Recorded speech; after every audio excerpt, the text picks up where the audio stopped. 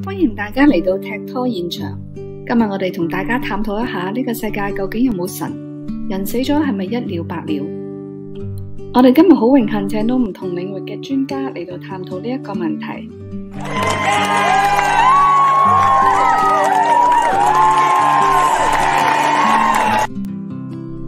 段博士，你係天文學家，你覺得呢個世界有冇神啊？剛才大家都已經聽到，我證明呢個世界係冇神嘅好多嘅理由。但係仲有更加重要嘅，就係我用咗望遠鏡觀察宇宙20幾年，從未見過有神，所以我非常之肯定神一定唔存在。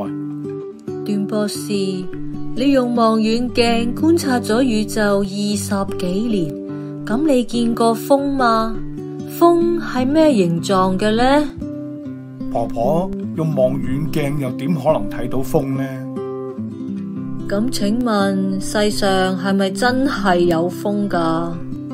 婆婆，當然係有風啦！呢個世界，你睇下，風一吹嚟，我啲頭髮就亂晒啦。你先前明明話用望遠鏡唔可能見到風，但係依家你又話世界上當然係有風，咁豈唔係自相矛盾咩？既然你用望遠鏡見唔到風，就應該斷定世界上係冇風先至啱㗎。究竟你可唔可以好清楚咁樣話俾我哋聽，世界上係有風定冇風啊？其實既然用望遠鏡見唔到風，就唔能夠斷定係冇風嘅。咁你先前又點解話因為用望遠鏡見唔到神，所以就斷定呢個世界係冇神嘅呢？咁豈唔係掩耳盜鈴、自欺欺人嗎？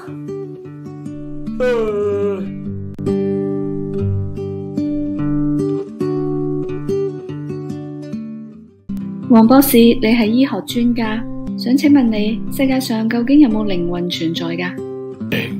我從事咗醫學研究幾十年，睇咗唔少嘅學術文章，人根本就冇靈魂。而且我話曾經解剖過100幾具屍體，仔細咁檢查過各個部位，都從未有發現過靈魂嘅存在。佢究竟喺心臟啊，定係喺頭腦啊，抑或喺血液裏邊啊？仲有，我10幾年嚟一直都進行解剖，始終都冇發現過。所以我可以斷定靈魂根本就唔存在。黃博士，頭先你所講嘅係咩意思啊？我嘅意思就係人冇靈魂，點會有永生啊？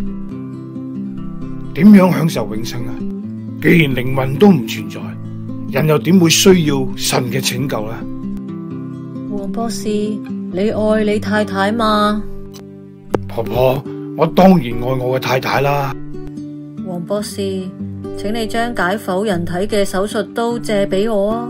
我想打開你個肚睇下，你所謂嘅愛究竟喺邊一個部位啊？喺個肝嗰度啊，還是喺個胃嗰度，定係喺條腸度呢？婆婆，你咁樣做究竟有咩目的啊？你想證明啲乜嘢呢？如果黃博士唔肯借手術刀俾我將佢解剖，我又點知道佢身體究竟邊一部分係愛佢嘅太太呢？既然冇辦法睇見黃博士愛佢太太嘅愛係喺身體嘅邊一部分，咁我好肯定佢根本就唔愛佢嘅太太，佢只係喺眾人嘅面前講大話，吸眼球，博掌聲啫，係咪啊？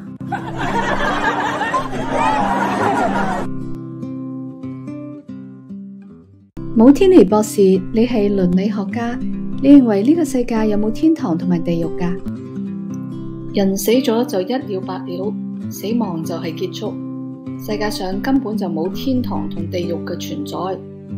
我已經廣泛閱讀咗古今世外好多嘅名著同埋經典，從來都冇發現過有任何記載關於呢方面嘅記錄。如果世界上冇天堂同埋地獄，咁對人有咩影響呢？信耶穌嘅人都認為死咗之後會面對將來嘅審判，而靈魂則會進入一個永恆嘅天堂或者永死嘅地獄。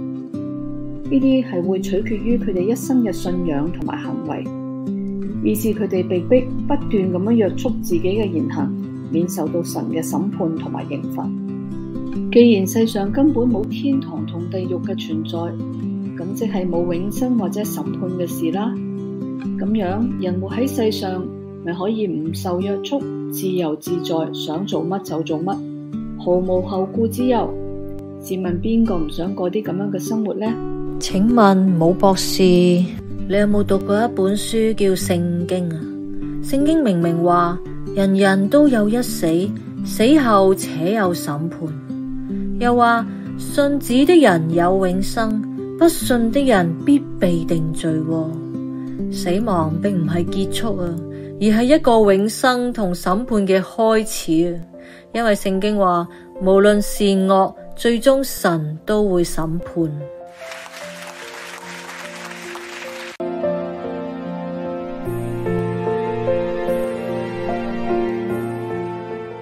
呢場無神論嘅研討大會，最終喺一位鄉下老太婆嘅反問之下結束。結果同預期相反，即使嗰3位博士學識淵博，享負盛名，但係喺呢一位老太婆嘅面前，都變得啞口無言。